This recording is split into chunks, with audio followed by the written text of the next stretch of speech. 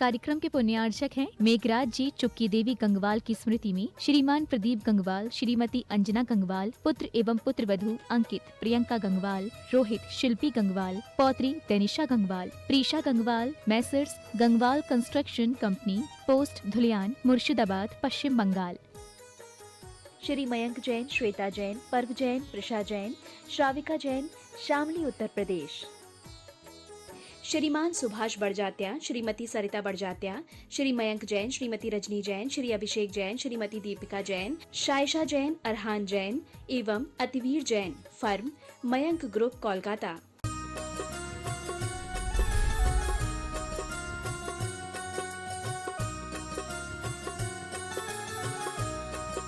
भगवान की जय जय जय।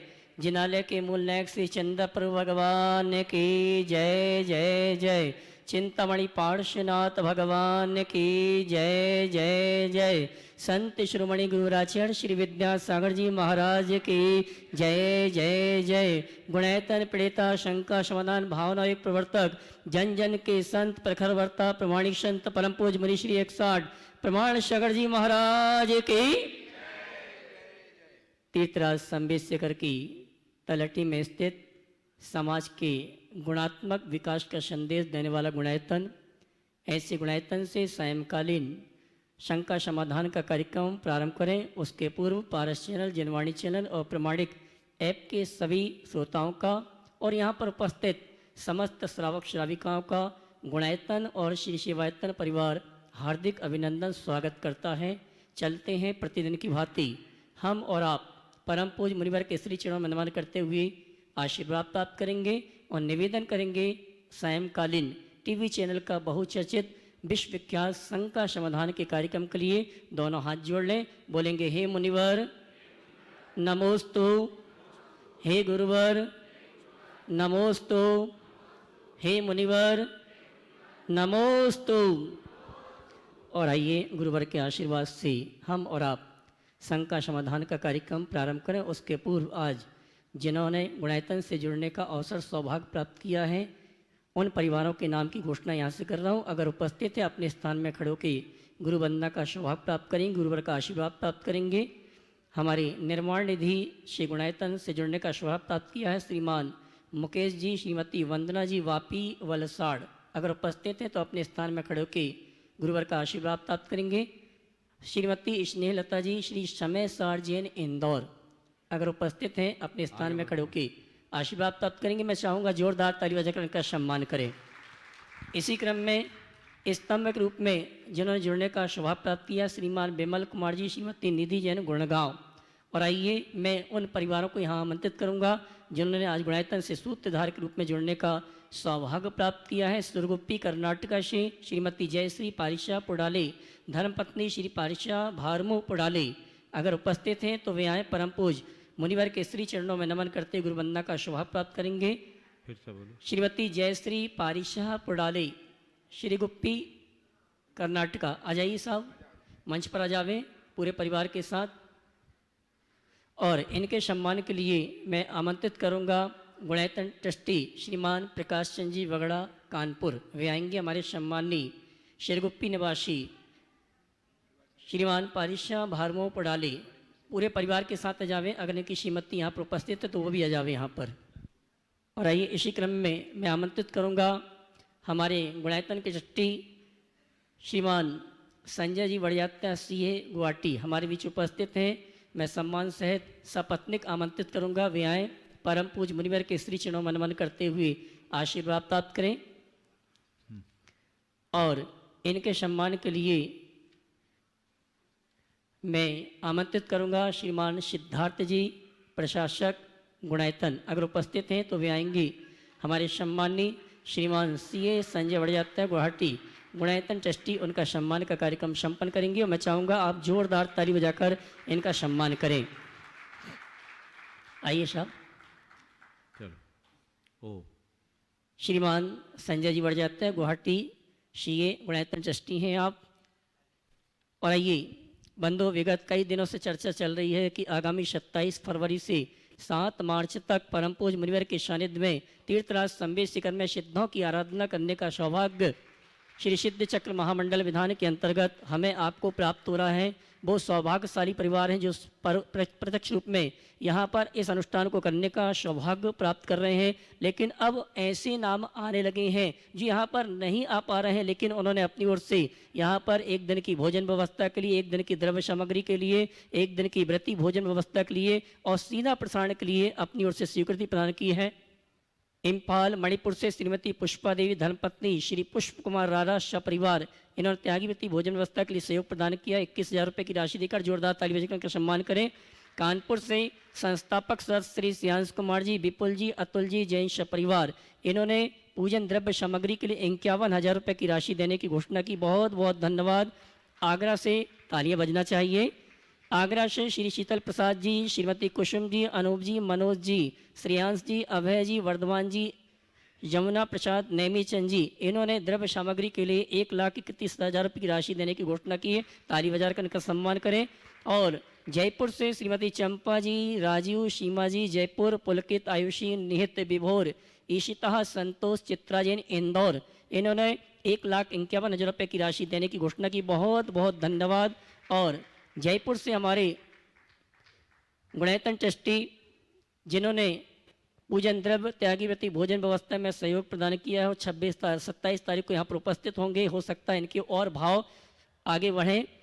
जयपुर से गुणैतन ट्रस्टी श्रीमान ताराचंद जी, पाटनी पुत्र, दिव्या कुमार जी, सीमा जी, संजय जी, बबीता जी, अभय जी, ममता जी, पाटनी पुत्री दमान, जयंती जी, मृदुला कटारिया, शालिनी जी, प्रियंका काशीवाल, राहुल जी, रिशिका सेट्टी, सुमित, खुशबू जैन, पौत्र पौत्रियाँ ऋषभ जी, प्रियंका जी, गर्वित जी, कुशाली जी, राहुल जी, सौम्या जी, यवनिका जी, भव्या, ऋत्विका, पार्श्वी, पाटनी सपरिवार, इन्होंने पूजन द्रव्य सामग्री के साथ साथ त्यागी व्रती भोजन व्यवस्था में सहयोग प्रदान किया है। जोरदार ताली बजाकर इनका सम्मान करें। और मैं पुनः आप सभी से कहना चाहूँगा, अगर इस अनुष्ठान में आप उपस्थित नहीं हो पा रहे हैं तो घर बैठे गुणायतन ने आपको शादी से पुण्य का संचय का सौभाग्य दिलाया है। पुनः एक बार कहना चाहूँगा, जयपुर से संस्थापक सदस्य श्रीमान ताराचंद जी पाटनी परिवार ने अपनी ओर से पूजन द्रव्य और त्यागी व्रती भोजन व्यवस्था में सहयोग प्रदान किया है। जोरदार ताली बजाकर इनका सम्मान करें। बंधु, चर्चा चल रही थी, अगर आप एक दिन की भोजन व्यवस्था जो हमारे मंडल पुण्यजक और सामान्य इंद्रदाणी उनकी भोजन व्यवस्था सहयोग प्रदान करना चाहते हैं, 1,51,000 रुपये की राशि निश्चित है। एक दिन की द्रव्य सामग्री के लिए 1,51,000, त्यागी वृत्ति भोजन व्यवस्था के लिए 51,000 रुपये की राशि है। और पारस चैनल में 9 दिन तक ये लगातार कार्यक्रम दिखाया जाएगा।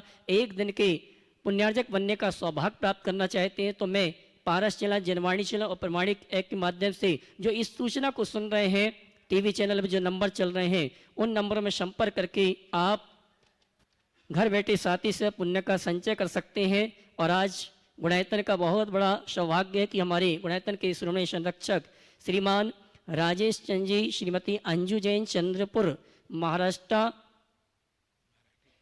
जिनका आज जन्मदिन है, मैं चाहूँगा जोरदार ताली बजाकर शुभकामना प्रेषित करें और परम पूज्य मुनिवर से चाहूँगा आशीर्वाद उनको प्राप्त हो। और आइए चलते हैं हम और आप परम पूज्य मुनिवर के श्री चरणों में नमन करते हुए शंका समाधान के कार्यक्रम को प्रारंभ करेंगे। और सबसे पहले ऑनलाइन शंकाओं के माध्यम से आज के शंका समाधान के कार्यक्रम का शुभारंभ करेंगे।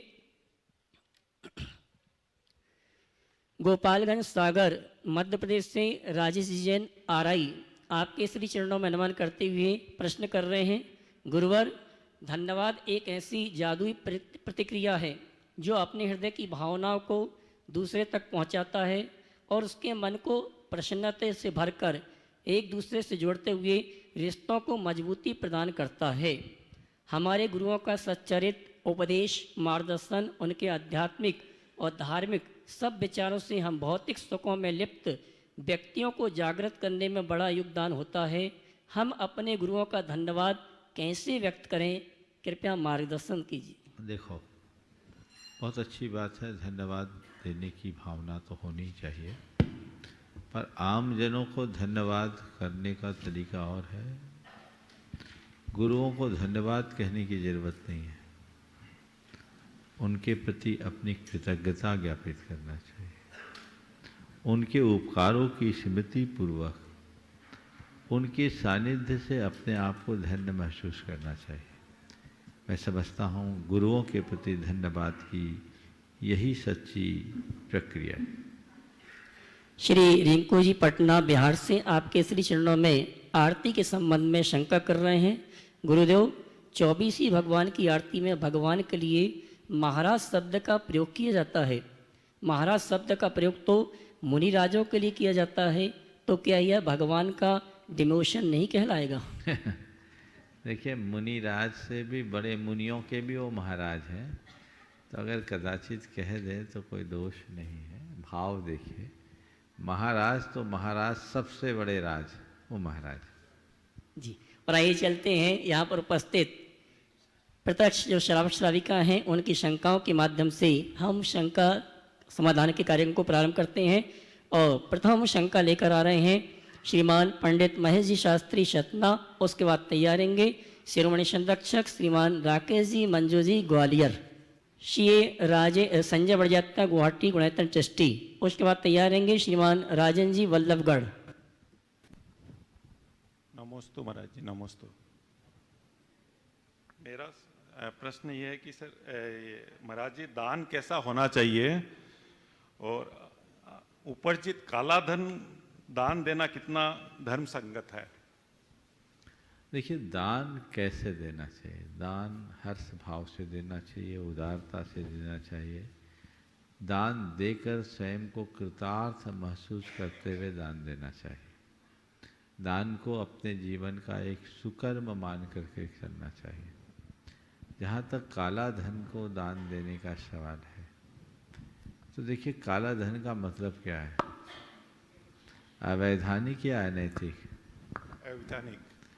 अनैतिक धन तो हमारे लिए छूने योग्य ही नहीं है, लेकिन दुष्कर्म में लगाने से अच्छा अगर अच्छे कर्म में कोई कार्य करता है तो हमें उसे सुधारने की भावना से स्वीकार लेना चाहिए। श्रीमान राजन जी वल्लभगढ़, उसके बाद तैयार रहेंगे पंडित महेश जी शास्त्री शतना। नमोस्तु महर्षि, नमोस्तु महर्षि, नमोस्तु महर्षि। महर्षि, हम जब स्वाध्याय करते हैं या मुनि महाराज का उपदेश सुनते हैं तो उसमें बहुत अच्छा लगता है हमें, और लगता है कि जीवन में अपनाना चाहिए।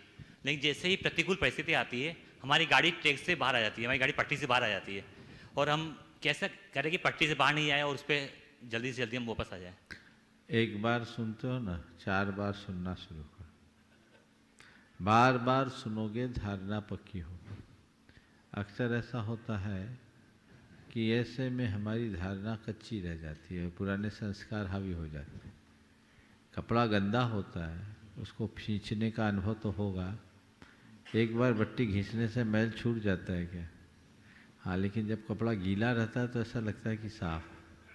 सूखने के बाद दिखता है कि दाग। ऐसे हम जब साधु समागम में, धार्मिक वातावरण में रहते हैं तो हमें ऐसा आभास होता है जिससे हम ठीक हो गए। बाहर की हवा लगती है, ओरिजिनलिटी प्रकट हो जाती है। इसलिए हमें चाहिए दाग धोने का प्रयास निरंतर जारी रखें। ठीक है? नमोस्तु महर्षि। पंडित महेश जी शास्त्री शतना, उसके बाद तैयार रहेंगे श्रीमणि संरक्षक श्रीमान राकेश जी मंजू जी ग्वालियर। पूज्य मुनिश्री के चरणों में बारंबार नमोस्तु करते हैं। पूरी सतना समाज की ओर से नमोस्तु करते हैं। महाराज श्री, कई बार किसी से बात करते हैं, वचनों की अपेक्षा से तो अच्छे शब्दों का प्रयोग होता है, लेकिन लोग मन में कटुता रखते हैं। तो ऐसे में हमें अपने जीवन को अच्छा बनाने के लिए क्या उपाय करना चाहिए? देखिए, 2 चीज़ें हैं। आपके सवाल को हम 2 दिशा में देखते हैं। पहला खुद के लिए और दूसरा औरों के लिए। जहाँ तक खुद का सवाल है, हम अपने वचनों में जैसा माधुर्य लाते हैं, अभिप्राय में उतनी मधुरता लाना है। उसके लिए नित्य हमें एक वाक्य को दोहराना चाहिए। मुझे सरल रहना है, मुझे सहज होना है। मुझे सरल रहना है, मुझे सरल बनना है, मुझे सहज रहना है। जब सरलता को हम अंदर से आत्मसात कर लेंगे तो कुटिलता अपने आप दूर हो जाएगी। ये खुद के सुधार की प्रक्रिया है।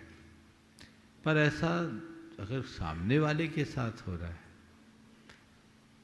जो बोलता मीठा है पर उसके अभिप्राय अच्छे नहीं दिखते, तो ऐसे व्यक्ति को थोड़ा निकटता से समझने की कोशिश करनी चाहिए।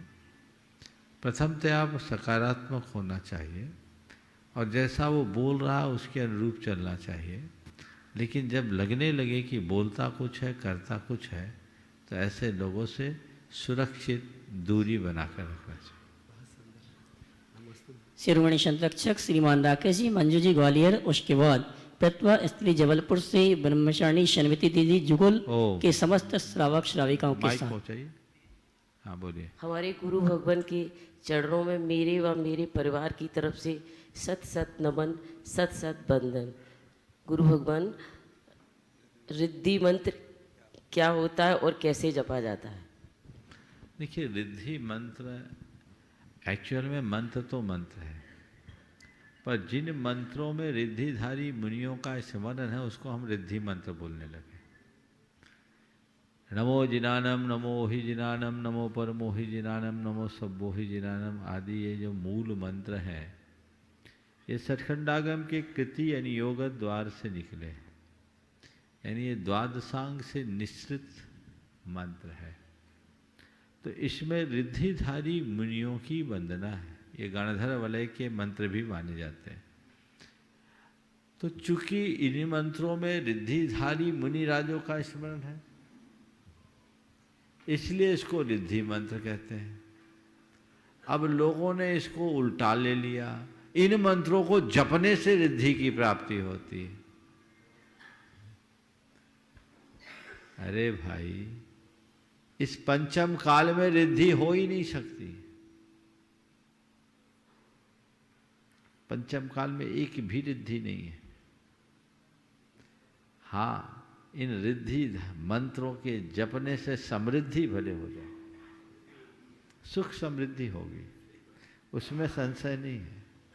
पर अपने अंतरंग की शुद्धि और संतुष्टि के लिए इन मंत्रों को जपना चाहिए।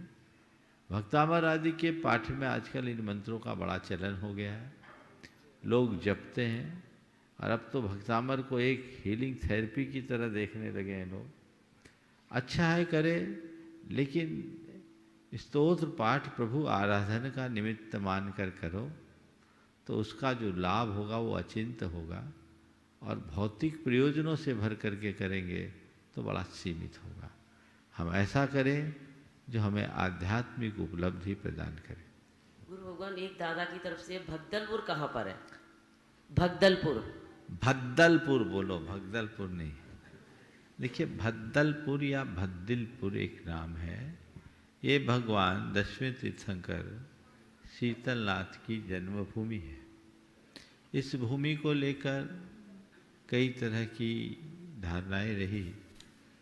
पहले कोलवा पहाड़ जो यहाँ से पास में है, उसे शीतलनाथ भगवान की जन्मभूमि के रूप में जाना जाता था। और उसी समय, आज से लगभग 70-80 वर्ष पहले, विद्वानों में एक चर्चा का विषय था, मध्य प्रदेश के विदिशा को भद्दिलपुर के रूप में जाना जाता था। बाद में गया के पास एक गांव है भदुली, उसको भद्दलपुर कहने लगे।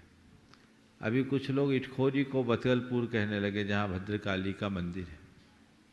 लेकिन जहाँ तक तथ्यात्मक बात है, क्योंकि मैंने खुद ने इस पर गहरा शोध किया है, उस दृष्टि से देखा जाए तो 10वें तीर्थंकर भगवान शीतलनाथ की गर्भ, जन्म और तप कल्याणक की भूमि भद्दलपुर विदिशा है। किसी भी जगह के इतिहास को जानने में अभिलेखों का सबसे बड़ा महत्व होता है। भद्दलपुर की लिए हमें 3 अभिलेख प्राप्त हुए। एक शिलालेख 9वीं-10वीं शताब्दी का मिला, जिसमें विदिशा के संदर्भ में भद्दलपुर लिखा गया। दूसरा 16वीं शताब्दी का एक अभिलेख जो विदिशा के एक मंदिर में पार्श्वनाथ भगवान की प्रतिमा में अंकित है। विदिशा का जो मूल मंदिर है वो 400 वर्ष पुराना है, वो भी शीतलनाथ दिगंबर जैन मंदिर है। और विदिशा के एक कुएं से जो लगभग 800 वर्ष प्राचीन कुआं, उसमें भद्दिलपुर लिखा गया है। दसान देश के भद्दिलपुर और मलय देश की चर्चाएं हैं, इस पर काफ़ी खोज है। और गुरुदेव का फिर इसी आधार पर भद्दिलपुर के रूप में विदिशा को भगवान शीतलनाथ की जन्मभूमि के रूप में एक तीर्थ के रूप में विकसित किया गया और बृहत समोसरण की संरचना वहाँ हो रही। और विदिशा, जिसे हम प्राचीन काल में भद्दिलपुर कहते थे, हमारी बहुत बड़ी सांस्कृतिक नगरी रही है। उस भद्दिलपुर में श्री कृष्ण के जन्म से पूर्व जो 6 मुनिराज थे ना, वहाँ उनका आहार भी वहीं उनका लालन पालन हुआ था भद्दिलपुर में। हाँ, ऐसा भी उल्लेख हरिवंश पुराण में मिलता है। भद्दिलपुर में भगवान का शमोशरण भी आया है। बहुत सारे तथ्य हैं, इसलिए वो भद्दिलपुर है। वहाँ 4वीं शताब्दी की प्रतिमाएं हैं। राजा रामगुप्त के जैन होने का प्रमाण भी वहीं से मिलता है। वहाँ की उदयगिरी की गुफाओं में भी बहुत सारे अवशेष हैं। और वहाँ के संग्रहालय को देखोगे तो जैन मूर्तियाँ हटा दो तो कुछ बचेगा ही नहीं। बहुत बड़ी सांस्कृतिक धरा रही है विदिशा, जिसका पुराना नाम भद्दिलपुर रहा है। इसलिए तीर्थ को तीर्थ के रूप में विकसित करना अच्छी बात है, लेकिन भद्दिलपुर के रूप में अगर हम देखें तो हमारा स्पष्ट अभिमत है कि भद्दिलपुर वर्तमान की विदिशा ही है, इसमें कोई संशय मत समझना। कोलवा पहाड़ भगवान शीतलनाथ की तपोभूमि है, इसमें कोई संशय नहीं। नमोस्तु भगवान। हाँ? नमोस्तु, नमोस्तु। कोलवा पहाड़, हाँ। चलिए। जुगल से प्रतिभा स्त्री जबलपुर की बहन ब्रह्मचारिणी सन्मति दीदी, जुगल के सभी युवा साथी एक साथ खड़े हो जाएं गुरुवर का आशीर्वाद के लिए। उसके बाद आवाज दूंगा हमारे गुणायतन ट्रस्टी सुनील जी बलाला, इंदौर। महाराज जी के चरणों में कोटिशय नमोस्तु। मेरा परिवार और प्रतिभा मंडल परिवार की तरफ से महाराज जी, मैंने जीवन में आपकी पहली बार दर्शन किए। इसके पूर्व में मैं मीन्स जुगल से जब थी, महाराज जी नगर गौरव महाराज जी पूज्य चिन्मय सागर महाराज जी गांव में थे। उसके बाद जब उनकी समाधि हुई तब महाराज जी मेरे सपने में आए, लेकिन मैंने आपको कभी पहले दर्शन नहीं की थी। पूज्य मुनि श्री समय सागर जी और आप मेरे सपने में दिख रहे थे और महाराज जी आपकी वही आवृत्ति कर रहे थे। इस प्रकार मेरे सपने में आए थे। सपने में तो मैंने आपको बहुत बार देखा, लेकिन प्रत्यक्ष में पहली बार देखा। नमोस्तु महाराज जी। सवाल है? चलो भाई करेगा। जुगल वालों को माइक मैं दीजिए। चाहूँगा एक बार इनके 2 भाई, दोनों मंच, एक बार सबको कवर करो वहीं से। ये 2 भाई इनके, एक बहन तो प्रतिभा स्थली में है और 2 भाई हैं, दोनों सेना में हैं। एक नेवी में और दूसरे एयरफोर्स में, आर्मी में। ये दोनों हैं। थोड़ा दोनों अपना आगे आ जाओ और एक बार जोरदार करतब ध्वनि से इन दोनों भाइयों का मैं चाहूँगा एक बार सुनील जी, संजय जी, इनका सम्मान भी कर दो वहीं पर।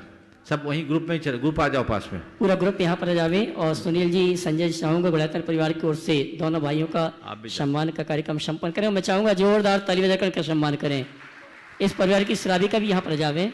दोनों भाई नाम बता देना अपना। ताली तो बजाइए आप लोग।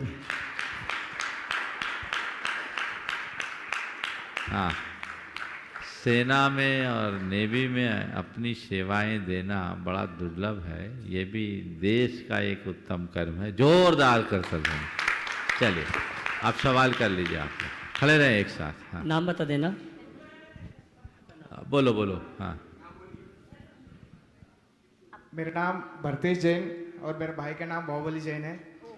भरतेश बाहुबली, वाह। हाँ, महाराज जी के चरणों में मेरा और मेरा परिवार की तरफ से बारंबार नमोस्तु नमोस्तु नमोस्तु। महाराज जी, मेरे मन में एक क्वेश्चन है। हम भाई तो 20 साल से सेवा में करते हुए थे और मेरा 8 साल हो गया। तो देश का सेवा के साथ धर्म का सेवा भी कैसे करना है, इसके बारे में थोड़ा उपदेश कीजिए। और फौज में कुछ अशुद्ध वस्तुओं का चीज़ों का उपयोग करना मतलब न चाहते हुए भी करना पड़ता है, उसके बारे में हमें थोड़ा उपदेश कीजिए। देखिए, तुम आर्मी में हो? मैं नेवी में हूँ, बड़े भाई आर्मी में हैं। आर्मी। देखिए, पहली बात तो देश की सेवा करते हुए धर्म कैसे करें। मैं तुम्हें कहता हूँ देश की सेवा को ही अपना धर्म मान लो। समझ गए? हम देश की सेवा कर रहे हैं और आज फौज सीमाओं में है तो हम लोग धर्म कर पा रहे हैं, और वहाँ से हट जाए तो नहीं। तो धर्म हर क्षेत्र के व्यक्ति के हिसाब से अलग अलग होता है। वहाँ आप अधर्म से बचो, यही आपका सबसे बड़ा धर्म है। समझ गए? फिर भी समय और सुविधा के अनुसार जब टाइम मिले, अपने मन को रिचार्ज करने के लिए आजकल तो संसाधन है जो आप शायद करते भी हो, सत्संग करो जिससे प्रेरणा मिले, और प्रेरणा पाकर जितनी धार्मिक क्रियाएं संभव हो कर सकते हैं अपने समय और सुविधा के साथ। जहाँ तक अशुद्ध वस्तुओं का प्रयोग करना, अब अशुद्ध वस्तुओं में किस तरह की वस्तु है? बेल्ट वगैरह, बेल्ट हो गया, वो ये ड्रेस बूट्स हो कोड गए, के, हाँ ड्रेस कोड के अनुसार है। अब उसे तो अब नज़रअंदाज करना पड़ेगा क्योंकि वो आपकी अनिवार्यता है, पर उसका भी अगर अल्टरनेट मिले तो ये प्रयास करना चाहिए कि क्या बिना चमड़े का या सिंथेटिक वस्तुओं का कुछ उपयोग किया जा सकता है, कपड़े का किया जा सकता है या नहीं।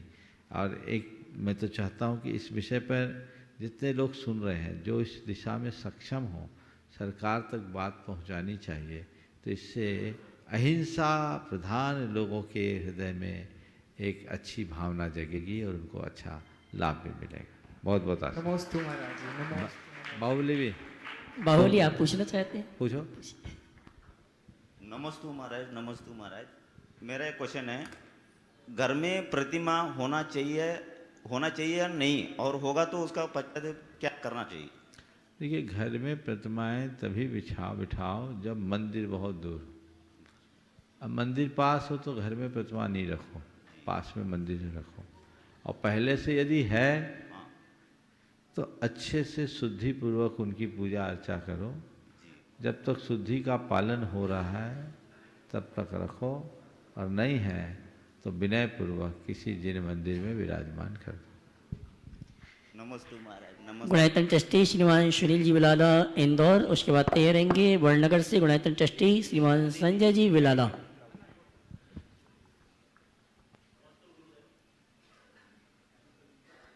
नमस्तो गुरुदेव। इंदौर से सुधीर ने नमस्तो बोलते हुए अपनी शंका जाहिर करी है। अपमान करना किसी के स्वभाव में हो सकता है, पर सम्मान करना हमारे संस्कार में होना चाहिए।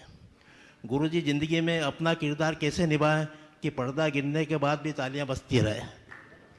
अपमान करना किसी के स्वभाव में हो सकता है, पर सम्मान करना हमारे संस्कार में होना चाहिए। बहुत अच्छा वाक्य है। और ज़िंदगी में हम ऐसा किरदार कैसे निभाएं कि पर्दा गिरने के बाद भी तालियां बजती रह जाए। तो मैं तो एक ही बात कहता हूँ, जो किरदार मिला है उसमें जीवंतता रखो बस, और उसे किरदार मान कर निभाओ, तालियां बजेगी। नमस्ते। रील को रियल फील दे दो। हम लोग अपने किरदार में ठीक तरीके से जीते नहीं, उसमें अपनी बुद्धि लगा देते। संत कहते हैं तुम जो जीवन जी रहे हो ना उसे एक नाटक की तरह रखो, और ये मानो ये मेरा स्वरूप नहीं है, ये मेरा केवल अभिनय है, और मुझे अभिनय पूरा करके निकल जाना है। उसमें अपने कर्तृत्व को हटा दो, जिंदगी निहाल हो जाए। श्रीमान संजय जी विलाला और उसके बाद राज रानी। हाँ बोलो। नमस्ते गुरुदेव। महाराज जी, आज आपने सुबह प्रवचन में भी कहा था कि मनुष्य को अपने से छोटे व्यक्ति की तरफ देखना चाहिए। वो तो मैंने सुना, पर मेरी एक शंका ये है कि मनुष्य को अपने जीवन में कभी किसी से तुलना करना चाहिए या फिर अपने को वक्त के भरोसे छोड़ देना चाहिए? देखिए, तुलना नहीं करना चाहिए, प्रेरणा लेनी चाहिए। तुलना करने से ईर्ष्या का भाव आ सकता है, लेकिन हम प्रेरणा करें तो बहुत कुछ पा सकते हैं। अपने से आगे वाले को देखकर प्रेरणा लो, और अपने से नीचे वाले के देखकर अपने मन में अहोभाव जगाओ। ये दोनों हमारे जीवन के विकास के मूल आधार। नमोस्तु गुरुदेव, नमोस्तु। श्रीमान संजय जी बिलाला। महाराज जी वंदना पे जा रहे हैं कल सुबह। हाँ तो बिल्कुल, आशीर्वाद चाहिए। यहाँ का पहला प्रयोजन तो वही है। हाँ श्रीमान संजय जी बिलाला, उसके बाद तैयार रहेंगे कटनी, सतना और जबलपुर की सभी श्राविकाएं सरिता जी, मनीषा जी के साथ। नमोस्तु गुरुवार। गुरुवार, बालक तीर्थंकर जब माँ के गर्भ में आने वाले होते हैं तो 6 महीने पहले ही रत्नों की वृष्टि होने लग जाती है, पर माँ को क्यों नहीं मालूम होता है कि बालक तीर्थंकर गर्भ में आने वाले हैं, जबकि नगरवासियों को, इंद्र को, सभी को मालूम रहता है? मालूम ये होता है कि तीर्थंकर आएंगे, पर किसके यहाँ आएंगे थोड़ी पता लगा। ये नहीं मालूम। हालांकि गर्भ कल्याणक के दिन, गर्भ कल्याणक के समय इंद्र जब उनका सत्कार करता है तब भेद खुलता है। तीर्थंकरों के घर में रत्नों की वर्षा होती है, पर तीर्थंकर के घर में रत्न की वर्षा होती है, और कौन है? घर में एक ही स्त्री तो नहीं रहती होगी, अनेक रहती होगी। हाँ, अनेक हो गए तो उसमें वैसी व्यवस्था बन सकती है। समझ गए? चलिए। नमस्ते गुरु। कटनी, सतना, जबलपुर की सभी श्राविकाएं श्रीमती सरिता जी, मनीषा जी के साथ। उसके बाद अगली शंका के लिए तैयार रहेंगे गुणायतन ट्रस्टी श्रीमान सतीश जी, पुणे। नमोस्तु महाराज जी। महाराज जी, विद्याहरणम रिद्धि का अर्थ क्या है? क्या मानती हो? नहीं समझ में। विद्याहरणम जो शब्द है वो विद्याधर का प्राकृत रूप है। नमो विद्याहरानम, यानी विद्याधरानम नमो। विद्याधर जो विभिन्न प्रकार की विद्याओं को धारण करने वाले मुनि होते हैं, उनको विद्याधर कहते हैं। नमोस्तु महाराज जी। हाँ, महाराज जी के चरणों में नमोस्तु, नमोस्तु, नमोस्तु।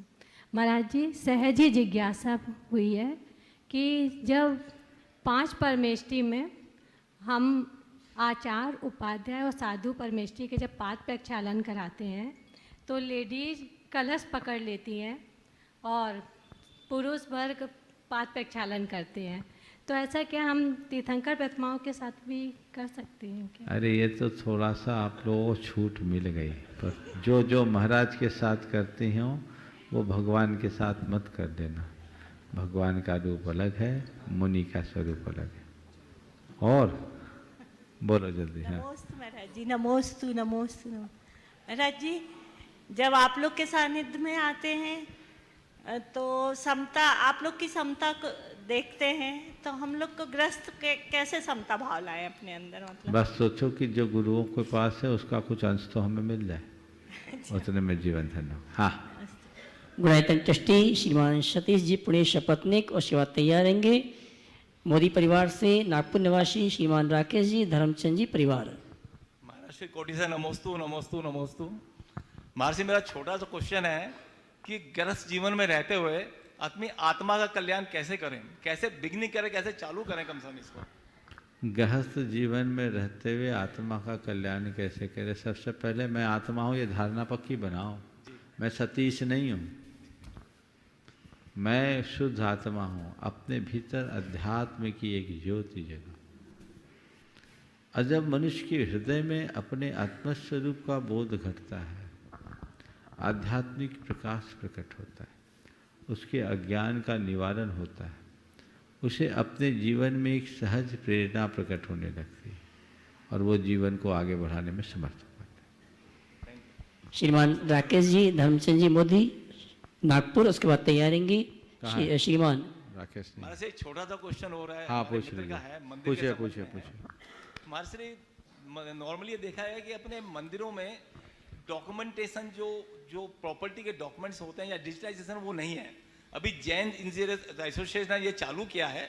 हमारे पुणे के मंदिरों में भी, काफ़ी मंदिरों में पाया गया कि उनके पास या तो प्रॉपर्टी डॉक्यूमेंट्स नहीं है, या है तो उनका कोई हिसाब किताब ही नहीं है। तो इसके लिए थोड़ा आपके लेवल से कुछ संदेश। बहुत अच्छा मुद्दा उठाया आपने। यद्यपि इस मंच से संदर्भ में अनेक बार मैंने कहा है, अनेक बार कहा है, लेकिन ये लोगों को ध्यान रखना चाहिए। पूरे देश के सभी मंदिरों से संबद्ध लोगों से मैं कहना चाहूँगा कि अब डॉक्यूमेंटेशन बहुत ज़रूरी है। पुराने समय में लोग केवल ज़बानी बातें कर देते थे, या लिखा पढ़ी रहती थी। जो हमारे पदाधिकारी होते थे वो वर्षों होते थे, तो मंदिरों के सारे डॉक्यूमेंट्स उनके ही पास रह जाते थे। अब वो चले गए तो उनका कोई अता पता नहीं, और इससे हमारी बहुत सारी संपत्तियां खुर्द बुर्द होने लगी है। अच्छे अच्छे स्थानों के संपत्ति पर दूसरे लोगों ने फर्जी दस्तावेज बनाकर कब्जा किया है। तो ये सबकी जिम्मेदारी है कि जितने भी मंदिर और अन्य धार्मिक संस्थान हैं उनके डॉक्यूमेंट्स को बिल्कुल तत्परता के साथ ठीक करे, बनवाए, जो कमियां उसे ठीक करे, और एक प्रस्ताव पारित करके डॉक्यूमेंट्स जो हैं वो किसी व्यक्ति के पास न रखे, वो ट्रस्ट के लॉकर में रखा जाए और उसका विधिवत उल्लेख हो, ताकि पीढ़ियां उसको देख सके और वो हमेशा हमेशा के लिए सुरक्षित रहे। ये प्रयास सभी मंदिरों के कमेटियों के लोगों को करना चाहिए, तो उसी से आपके पाप का प्रक्षालन। इसका डिजिटाइजेशन हो जाएगा तो भी अच्छा रहेगा। डिजिटाइजेशन करने के साथ जो डॉक्यूमेंटेशन है वो करे, कम से कम हार्ड कॉपी। ओरिजिनल तो डिजिटाइल नहीं होता है ना, नहीं सर। ओरिजिनल पेपर्स जितने हैं उनको सबको लॉकर में रखना ये ज़्यादा उपयुक्त है। श्रीमान सुरेश चंद्र जी नोएडा, और इसके बाद तैयार रहेंगी श्रीमती सुषमा जी, विनोद जी सागर। अगली शंका के लिए तैयार रहेंगी श्रीमती सुषमा जी सागर। मुनीष जी, मेरी शंका ये है कि मोह तथा मोहनी कर्मोदय में क्या संबंध है? मोह और मोहनी कर्म के उदय में क्या है? मोहनी कर्म बीज है और मोह उसका फल है। हो गया। मोहनी कर्म बीज है और मोह उसका फल है। क्या छोटा उत्तर में समझ में नहीं आता? मोह तथा मोहनी कर्म, वो बोल दिया ना। मोह क्या मोहनी कर्मोदय के कारण ही है? बोल तो दिया, बीज के बिना फल होता है क्या? चलो आगे बढ़ो। श्रीमती सुषमा जी, विनोद जी सागर, उसके बाद तैयार रहेंगी गुणायतन ट्रस्टी सुरेखा जी साहब पुणे। मेरे आराध्य गुरु के चरणों में मेरे परिवार और मेरी ओर से सत नमोस्तु, सत नमोस्तु। गुरुवर, मैं बहुत दिन से सोच रही थी गणधर विधान करती हूँ, लेकिन यहाँ पर जब मैं देखा प्रतिदिन होता है, इसका क्या महत्व है और हम लोग को क्या लाभ है इसका? देखिए, गणधर वलय विधान के विषय में मैंने अनेक बार कहा। गणधर वलय मूल भगवान के मुख से निकले हुए कृति अनियोग द्वार के सूत्रों पर आधारित मंत्रों का विधान है। जैसे अभी रिद्धि मंत्र के बारे में कहा, नमो जिनानम आदि, ये विधान शुद्धि का विशेष कारण। किसी को मुनि दीक्षा लेने के पूर्व गणधर वलय विधान करने का विधान है। हम लोग अपना पाक्षिक प्रतिक्रमण करते हैं, उससे पूर्व गणधर वलय पढ़ते हैं। आप लोग भी अगर देखा जाए तो परमर्षि मंगल के रूप में नित्य प्रकंपाद्भुत के वलौघा, ये एक प्रकार का गणधर स्तवन है। गणनायक गणधर विघ्न निवारक होते हैं, शुद्धि कारक होते हैं। तो अनेक प्रकार के विधान सब जगह होते हैं, शांति विधान तो सभी करते हैं। चूँकि मैंने अनेक वर्षों से गणधर वलय मंत्रों की आराधना की और ये मुझे बहुत प्रिय है और इसका प्रभाव भी मैंने महसूस किया। तो यहाँ लोगों ने बोला महाराज कोई विधान तो होना चाहिए निमित्त। तो मैंने कहा कि अगर आप विधान ही करना चाहते हो तो गणधर वलय विधान करो और संस्कृत का गणधर वलय विधान करो। आपको यहाँ पुस्तक उपलब्ध है। 1 घंटे में आपका 1.25 घंटे में पूरा विधान हो जाता है, एक एक मंत्र 9 बार उच्चारित करके, और आनंद आता है। यहाँ तो रोज होता है, किसी न किसी की ओर से प्रत्यक्ष आकर के भी लोग करते हैं। और आप लोगों से भी कहता हूँ व्रत उपवास करना, गणधर वलय का व्रत करो, गणधर वलय विधान करो। ये जीवन के कल्याण का बहुत अच्छा माध्यम है, इसका अचिंत्य प्रभाव है। इसलिए जो भी करना चाहे जरूर करें। परम पूज्य मुनिवर ने गणधर वलय विधान की चर्चा की। विगत 2 वर्षों से लगातार यहाँ पर गणधर वलय विधान हो रहा है और जो भी अपने परिवार की ओर से यहाँ आकर विधान करने का अवसर स्वभाव प्राप्त करना चाहते हैं, 3 दिन की आवास भोजन की व्यवस्था के साथ 31,000 रुपये में आप ये सौभाग्य प्राप्त कर सकते हैं, जिसमें परिवार के 8 सदस्यों को यहाँ पर रुकने भोजन आदि की व्यवस्था होगी। और यहाँ पर नहीं आ पा रहे हैं तो 11,000 के माध्यम से आप इस अनुष्ठान को करने का सौभाग्य प्राप्त कर सकते हैं। गढ़दार वलय की पुस्तक की चर्चा गुरुवर ने की है। जिन्हें भी ये पुस्तक प्राप्त करना है, MP भवन बुक स्टॉल है, वहाँ से अवलोकन करके आप प्राप्त कर सकते हैं। और अगर आप भोपाल के आसपास के श्रावक हैं तो भाई विकास जी आपसेट वालों से संपर्क करके ये पुस्तक प्राप्त कर सकते हैं। आइए अगली संख्या के लिए गुणायतन ट्रस्टी सुरेखा जी साहब पुणे, उसके बाद श्रीमती नूतन जी, अशोक जी अलवर। नमस्तु महाराज जी, नमस्तु महाराज जी। अपने घर की कीमती वस्तु गुम जाती है और बहुत ढूंढने से नहीं मिलती, और ऐसे घर में आप सब नौकर है, उनका हमारे तभी से संशय उत्पन्न होता है। और हम बोलते हैं कि कैमरे में आपका फोटो आया है घर में, ऐसा बोल के कई दिनों से वो जहाँ ढूंढे वहाँ मिलती है वस्तु। और ऐसे में मुझे तो प्रतिमा है, फिर भी मन में आता है कि ऐसा हुआ, मिलनी चाहिए। महाराज ये दोष है का क्या है? देखो, कीमती वस्तु है, खोती है, तकलीफ तो होगी, लेकिन ये एक प्रकार का अर्थ ध्यान है, इससे बचना चाहिए। कीमती वस्तु खोए उसे खोजो, पर सहजता को बना। समझ गया? आपको उदाहरण दे रहा हूँ, ये बैठी हैं अभी रांची वाली, इनके घर में, इनके ही घर का एक सेवक इनके जितना माल था सब साफ कर दिया। आप समझ सकते हो कितना होगा, थोड़ा बहुत नहीं था, समझ गए? और पूरा, अब स्वाभाविक है कि तकलीफ होनी चाहिए, लेकिन इनकी सबसे बड़ी बात मुझे ये लगी कि इनने और इनके बेटे ने, दोनों ने कहा हमें कोई कार्रवाई नहीं करना, हमारा होगा तो मिल जाएगा और नहीं मिलेगा तो जाएगा। हालांकि प्रयास करने से काफ़ी कुछ अंशों में मिल गया, बाकी कुछ रहा, लेकिन इनने उसको बहुत आसानी से सलट लिया। ये भी एक उदाहरण है। चीज़ें खोए खोजो, पर चैन मत खो। कई बार हम लोग किसी पर व्यर्थ शंका करते हैं, चीज़ें अपने ही पास रहती हैं, तो व्यर्थ शंका नहीं करना, पर आंखें मूंदना भी मत। गुरुदेव का एक बहुत सुंदर हाइकू है, आंखें न मूंदो, ना ही आंखें दिखाओ, सही क्या देखो। आंखें ना मूंदो, ना ही आंखें दिखाओ, सही क्या देखो। जागरूक रहो। गुणायतन संरक्षक श्रीमती नूतन जी, अशोक जी अलवर, उसके बाद एक छोटी सी बिटिया बहुत सुंदर प्रश्न लेकर आ रही हैं, अनाया जैन ग्वालियर। नमोस्तु गुरुवर, सत सत नमोस्तु। महाराज जी, जब हम व्रत उपवास इत्यादि करते हैं तो आत्मा बहुत खुश रहती है उस दिन, और जिस दिन हम खाते हैं तो शरीर बहुत खुश होता है, बढ़िया खाना मिलता है। तो महाराज जी ऐसा क्यों होता है? और महाराज जी इसमें मन का क्या रोल होता है? देखिए, बहुत अच्छा सवाल किया। मैं तो कहता हूँ आत्मा खुश रहे वही काम कर लो, लेकिन शरीर रहेगा तभी तो व्रत उपवास करोगे।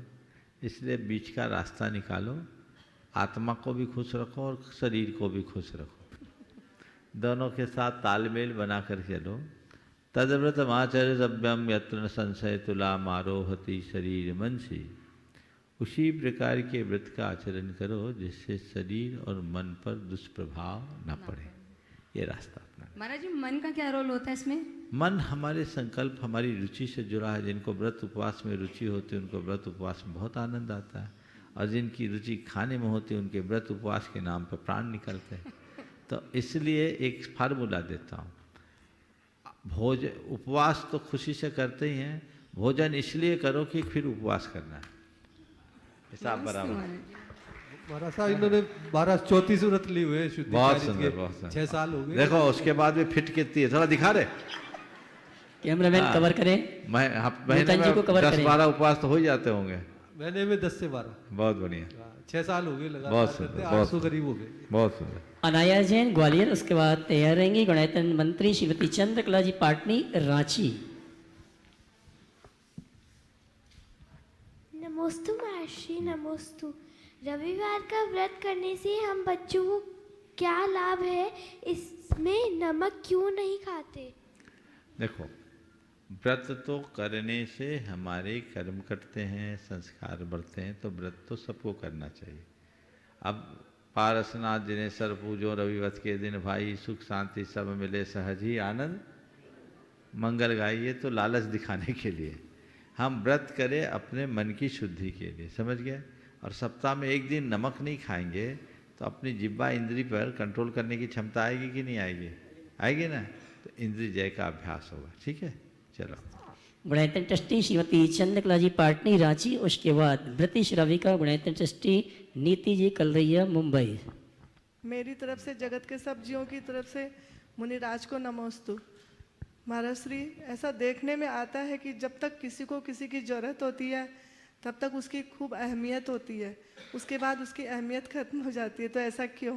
ये संसार यूज एंड थ्रो। तुम्हारी ज़रूरत है तब तक की अहमियत है, और ज़रूरत पूरी होने के बाद किसी की अहमियत नहीं। जैसे दिया सलाई जब तक उपयोग में आती संभाल के रखते हैं, रगड़ लेने के बाद दूर फेंका जाता है, समझ गए। तो हमें इस सच्चाई को स्वीकारना चाहिए।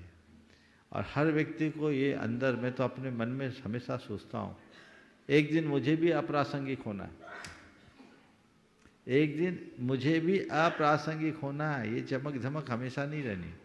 मैं रोज़ सोचता हूँ हर मनुष्य को एक दिन होगा, तो उस दिन को अभी से सामने रखो और ये मान के चलो जब तक है तो है। अपनी उपयोगिता को बरकरार रखो ताकि तुम्हारी अहमियत बनी रहे, अगर अहमियत चाहते हो तो। अपनी उपयोगिता को खंडित मत होने दो, उसे खोने मत दो, और ऐसी भावना रहो कि मेरी ऐसी उपयोगिता हो कि मैं सबके काम आ सकूं। क्या बात है। ऐसे भाव बढ़ो, अपने आप के अंदर धार देने की कोशिश रखो, जीवन आगे बढ़े। इतने अच्छे अच्छे सूत्र महाराज देते हैं, आपकी तालियां बहुत कम बजती, अच्छे से बजाइए। ब्रति श्राविका गुणायतन ट्रस्टी नीति जी कलरैया मुंबई, उसके बाद बहन अनीता दीदी प्रतिभा परीक्षा इंदौर। मेरे अनंत उपकारी गुरुवर के चरणों में कोटिशः नमन, परिवार का, सकल दिगंबर जैन समाज खारघर का भी। महाराज जी, एक प्रश्न है कि जिनेंद्र भगवान की प्रतिमाएं जब उनको प्रशस्ति लिखी जाती है तो महिलाओं के नाम उसमें क्यों नहीं लिखे जाते हैं, खाली पुरुषों के या बेटों के, उनके खानदान के लिखते हैं? इसका आगम में कोई है क्या विधान? देखिए, वर्तमान में ये परंपरा है, सब चले आ रही है। एक विद्वान ने मेरा ध्यान इस विषय पर आकृष्ट किया था, सुदर्शन जी के माध्यम से उनका पत्र भी आया। प्राचीन अनेक प्रतिमाओं में उल्लेख देखने को मिलता भी है, कई जगह तो महिलाओं के द्वारा बनाने का उल्लेख है, पर फिर भी वर्तमान में ऐसा गुरु परंपरा से नहीं है।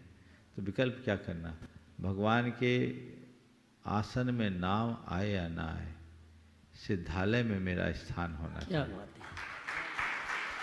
इतनी बात करो। और एक बात बोलूं, ये नाम भी इतने आज लिखे जाने लगे। प्राचीन काल में तो किसी का नाम ही नहीं रहता था। खजुराहो में कोई का नाम है क्या? बस सामान लिख दिया। पर ये इसलिए लिखा जाता है कि इतिहास सुरक्षित हो, इतिहास लिखे, इसलिए इसका विकल्प नहीं करना। बहन अनिता जी प्रतिभा दीक्षा जबलपुर, उसके बाद गुणायतन ट्रस्टी श्रीमती कीर्ति जी मेट्रो दिल्ली। महर्षि के चरणों में बारंबार बारंबार बारंबार नमोस्तु महर्षि। बोलो। महर्षि, ऐसा कहते हैं कि धन से नहीं मन से अमीर बनो, क्योंकि अक्सर देखा जाता है कि मंदिर सोने का बना दो, प्रतिमा सोने की रख दो, कलश सोने का चढ़ा दो, लेकिन जो मस्तक होता है वो पत्थर में ही झुकता है। उसके बावजूद, सबको ये मालूम है, उसके बावजूद भी मन से अमीर नहीं बन पाता। इसको मन से अमीर कैसे बनाएं? ये बहुत अच्छा सवाल है। मन से अमीर कैसे बने? मन से अमीर वही बन सकता है जो विचारों से अच्छा हो। जिसके विचार अच्छे होते हो वो मन से अमीर होता है। हम ऊंचा सोचें, हल्का न सोचें। देखिए, एक घटना बताता हूँ।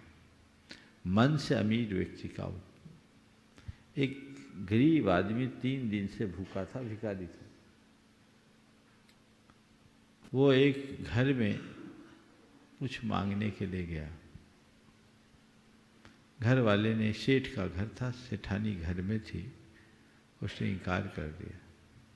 उसने कहा माँ जी 3 दिन का भूखा हूं, कुछ तो दे दो। कह दिया नहीं, हाँ कुछ नहीं है। माँ जी कुछ तो दे दो। उसे गुस्सा आया और उसने फर्श पोंछने का, पोंछे का जो कपड़ा है उसको फेंक कर उसे दे दिया। उसने बड़े प्यार से उसे उठाया और सोचा चलो कुछ तो मिला। उसके बाद सांझ ढलने पर वो मंदिर गया। उसी पोतने से उसने एक बाती बनाई। अब भगवान के घर में उसकी ज्योति जलाकर उसने प्रार्थना की, है प्रभु जैसे इस बाती का प्रकाश है ऐसा ही प्रकाश उस सेठानी के हृदय में भर गया। बहुत अच्छा, बहुत सुंदर। यह है विचारों की अमीरी। बहुत सारे लोग होते हैं जो धन से अमीर होते हैं, विचारों से दरिद्र। पर मेरे संपर्क में कुछ ऐसे लोग भी हैं जो जितने पैसों से अमीर है उससे ज़्यादा विचारों से अमीर। मैं एक सज्जन की फैक्ट्री में रुका। जिस दिन हमारा उनने नाम लेने के लिए मना किया, इसलिए नाम नहीं लेता हूँ, लेकिन मैं बड़ा प्रभावित हुआ। जिस दिन मैं रुका उस दिन उन्होंने पूरे फैक्ट्री को मेरे प्रवास तक के लिए बंद रखा और बोला ये सानिध्य हमारे सारे के सारे सहयोगियों को मिलना चाहिए। स्टाफ नहीं बोला, सहयोगियों को मिलना चाहिए और इनको कब समागम मिलता। उनने हमारा प्रवचन रखा, सारा बड़ा कार्यक्रम रखा। मैंने उनसे पूछा आप इनके विषय में क्या सोचते हो, इन कर्मचारियों के विषय में आप क्या सोचते हो। उन्होंने कहा महाराज जी इन्हें भी मेरे जैसा अमीर बनने का आशीर्वाद दे दो। यह है विचारों की अमीरी। बस ऐसी अमीरी जिसके हृदय में घटती है वही महान होता है। उन्नतम मानसम यस्य भाग्यम तस्य समुन्नतम। जिसका मानस ऊंचा होता है उसका भाग्य भी ऊंचा होता है। महर्षि आपके ऐसे सदुपदेशों से ही शायद सारे जो बहुत सारे लोग ऐसे हैं जो नेगेटिव होते हुए पॉजिटिव हो रहे हैं, बहुत सारे भावना योग से और इससे आप ऐसे संकेत हमेशा देते हैं। श्रीमती कीर्ति बहन दिल्ली। नमोस्तु भगवान। अध्यात्म हमें यह बताता है कि सभी जीव स्वभाव से हमारे समान शुद्ध आत्मा है, पर गुरुदेव मंदिर जी में ही हमारा किसी प्रतिमा विशेष से अनुराग होता है, तो इससे क्या सम्यक्त का दोष है? सम्यक्त का दोष नहीं है, इस सम्यक्त का प्रताप है। क्षोभसम सम्यक दृष्टि के साथ ऐसा होता है। शांतिनाथ शांति के कर्ता और पारसनाथ विघ्न के हरता ऐसे बन जाते हैं। तो ऐसे भूमिकानुरूप है, हालांकि हमारे अंदर व्यापकता होनी चाहिए। गुरुदेव इस रूप में नहीं कि वो विघ्न हरता है, इस रूप में कोई दिक्कत नहीं है। परमेष्ठी से राग हो और किसी से ना हो, और 24 से हो 25वें से ना हो, तो कोई दिक्कत नहीं है। इस प्रकार आज के इस सत्र को परम पूज्य गुरुदेव के चरणों में आज हो गया आपका शुद्धिकरण। सब कल तो नहीं कराना, कल तो नहीं कराना, कराना बोल दो। पूज्य गुरुदेव के चरणों में नमन अर्पित कर रहा हूँ। और 1 मिनट की सूचना। सभी मंडल पुण्यार्जक और सामान्य निंदाणी और जो इस अनुष्ठान में यहाँ पर विधान करने का सौभाग्य प्राप्त कर रहे हैं, जो परोक्ष रूप में अपने घर में या जिनालय में अनुष्ठान को करने का सौभाग्य प्राप्त कर रहे हैं, कल एक बार पुनः संकल्प विधि का कार्यक्रम यहाँ पर प्रवचन के ठीक पश्चात प्रारंभ होगा। व्यवस्था वही रहेगी। आप जल, चंदन, पुष्प, पचरंगा धागा और हल्दी गांठे सुपारी लेकर तैयार रहेंगे। प्रवचन के ठीक पश्चात ये कार्यक्रम प्रारंभ होगा।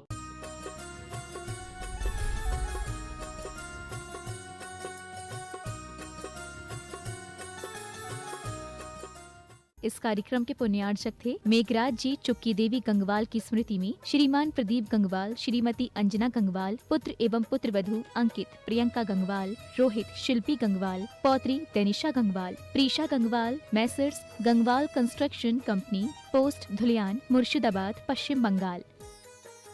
श्री मयंक जैन, श्वेता जैन, पर्व जैन, प्रशा जैन, श्राविका जैन, शामली, उत्तर प्रदेश। श्रीमान सुभाष बड़जात्या, श्रीमती सरिता बड़जात्या, श्री मयंक जैन, श्रीमती रजनी जैन, श्री अभिषेक जैन, श्रीमती दीपिका जैन, शायशा जैन, अरहान जैन एवं अतिवीर जैन, फर्म मयंक ग्रुप, कोलकाता।